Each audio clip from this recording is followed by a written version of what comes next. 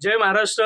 आत्ताच्या क्षणातली फार मोठी बातमी आहे की ज्या योजनेमुळे हे सरकार महाराष्ट्रामध्ये स्थापन झालं त्याचं मोठं कारण होतं महिलाचं मतदान. आणि ते मतदान मिळालं आहे लाडकी बहिणीमुळे. आणि त्या लाडकी बहीण योजनेतून तब्बल 80 लाख महिलांचं नाव जे आहे आता लाडक्या बहिणीच्या यादीतून वगळण्यात आलेलं आहे, असं सरकारने स्पष्ट केलेलं आहे.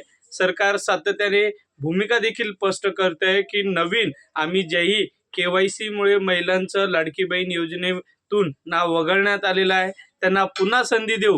परंतु ही जी आत्ताच्या क्षणातली बातमी आहे, तब्बल 80 लाख महिलेचं नाव जे आहे ते लाडक्या बहिणीतून वगळण्यात आलेलं आहे. त्यातल्या त्यात सुप्रिया सुळे यांचं देखील ट्विट आलं आणि त्याने अजून एक पुन्हा वाद पेटवला आहे. ते असं की तब्बल 80 लाख नव्हे तर 1,25,000 महिलांचा लाडकी बहीण योजनेतून नाव वगळण्यात आलेलं आहे. म्हणून ज्या योजनेमुळे हे सरकार स्थापन झालं, ज्या लाडक्या बहिणीमुळे हे सरकार स्थापन झालं, त्या तब्बल 80 लाख लाडक्या बहिणीला या योजनेतून वगळण्यात आलेलं आहे.